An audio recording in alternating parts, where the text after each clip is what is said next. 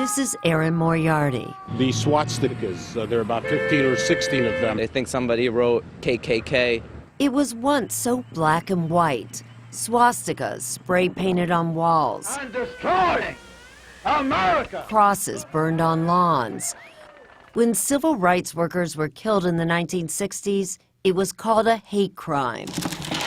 Whether it was the dragging death of James Byrd by 3 white supremacists in 1998, it is a story of a vicious crime of hate, or the brutal torture that same year of 21-year-old Matthew Shepard because he was gay. It was a brutal attack on migrant farm workers. Most of the nearly 10,000 hate crimes documented every year involve violence or a threat of violence. On count 8, the bias intimidation, we find until this. Because of sexual orientation, guilty or not guilty? Guilty.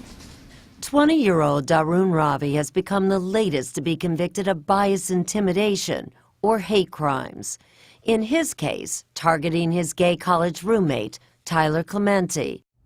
What makes this case so unusual is that the weapon was a camera on Ravi's computer. In September of 2010, Ravi used his webcam to twice spy on his roommate when Clementi brought another man into their shared dorm room for a sexual encounter. Ravi later tweeted his friends about what he had done. "I saw him making out with a dude." And later even invited his friends to watch.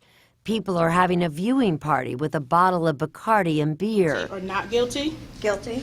Ravi's actions might never have become public except for what happened next.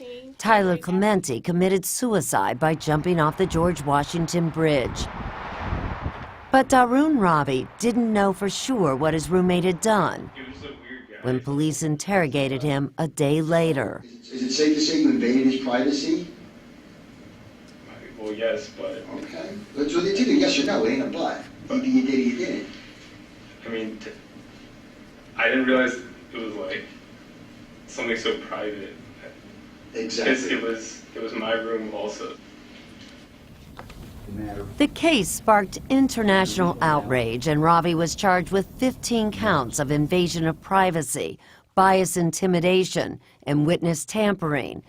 On count 15, tampering with physical evidence, we find... But Friday, when the jury found him guilty of all of them, some, like Seton Hall University law professor Mark Poyer, thought the verdict was an overreaction. I was really very sad. I don't think any good will come of this. What do you mean? Well, Ravi's life is going to be ruined. I don't see how the judge can avoid giving him jail time. And I think that the breadth with which the hate crime law was applied will open it up for a lot of prosecutorial discretion and for a lot of groups across the spectrum to claim that they've been victims.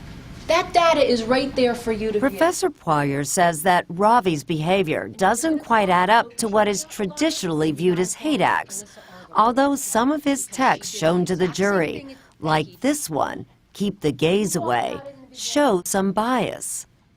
Poyer points to cases like that of Brandon Teena, the real-life subject of the 1999 Oscar-winning film Boys Don't Cry. Teena was targeted for being a transgender man and was raped, beaten, and murdered by his assailants. He told people in that... Daroon Ravi, on the other hand, never physically threatened his roommate, and witnesses testified he had never even said anything negative about him. The dorm counselor comes in, says, "Your roommate wants a change," and Ravi says, "I apologize. I didn't realize.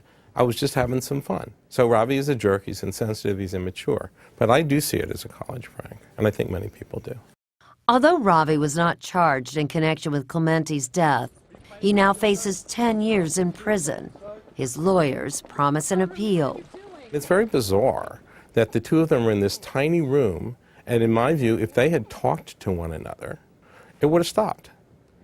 Sadly, back on September 22, 2010, Daroon Ravi texted Tyler Clementi an apology that read in part, "I've known you were gay, and I have no problem with it. I don't want your freshman year to be ruined because of a petty misunderstanding." What Ravi didn't know is that 14 minutes earlier, Clementi had updated his Facebook page with this, "Jumping off the GW Bridge. Sorry."